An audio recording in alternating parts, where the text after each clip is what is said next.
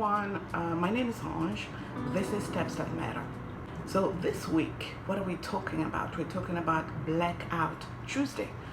What is Blackout Tuesday?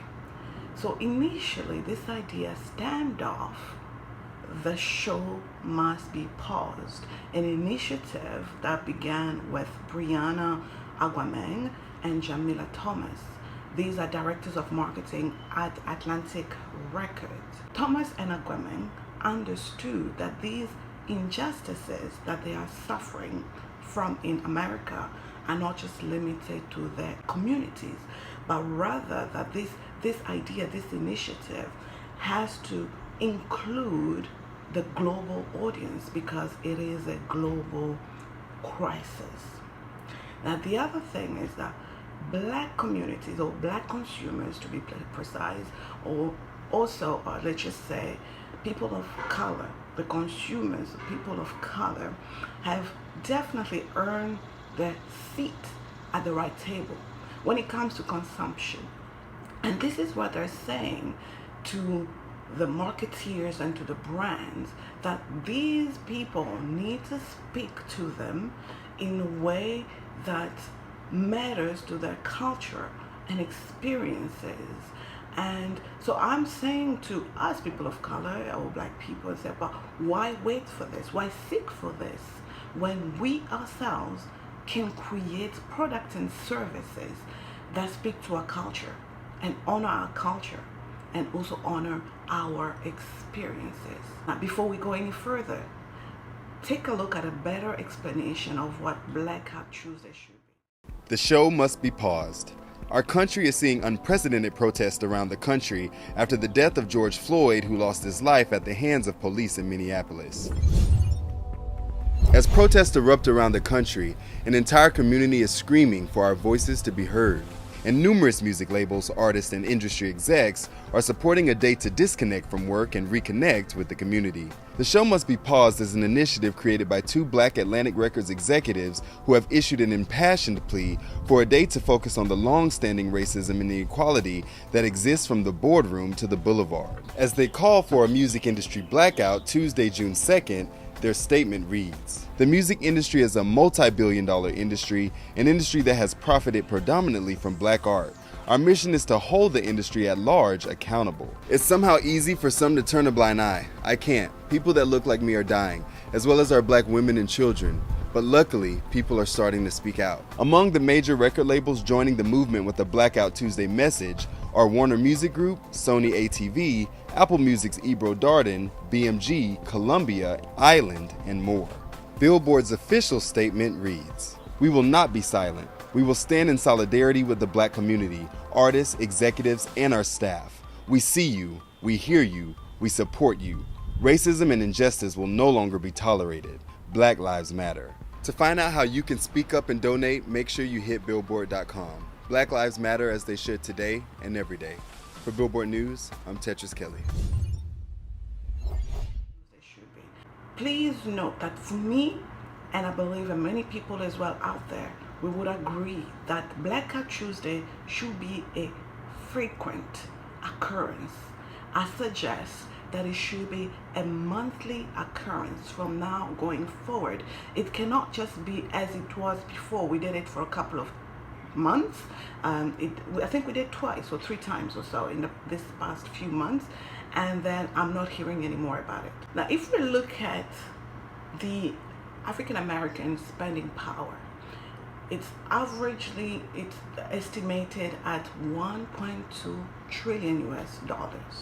That is a huge amount, which means when we look at the spending power of the African Americans in the USA, we're just talking about America for now. Later on, I'll just also share a little bit on Africa.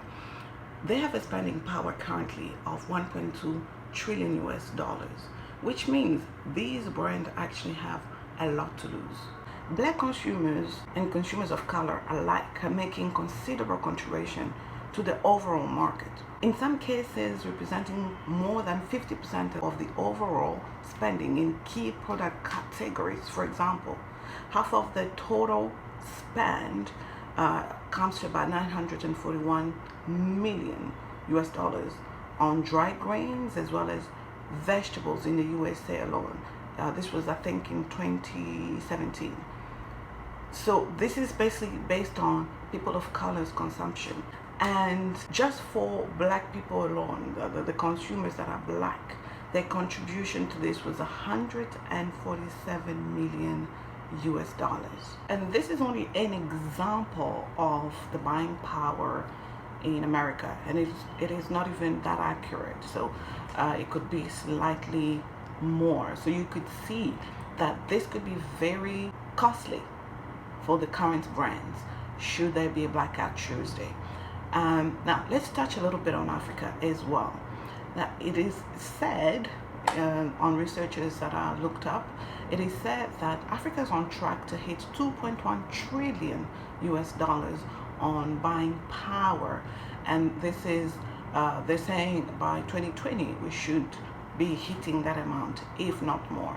But bearing in mind that these researchers are done on only, again, about 4 or 5 sectors. Let me just elaborate on one of the researches that was done, or surveys that was done recently. Here's the thing though, but many companies don't know how to translate the potential into action because of the dearth of the market research.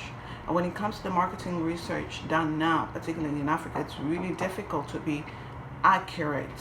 In one of the first studies, I think that it was carried by McKinsey Africa Consumer Insights. Yes, that's the one.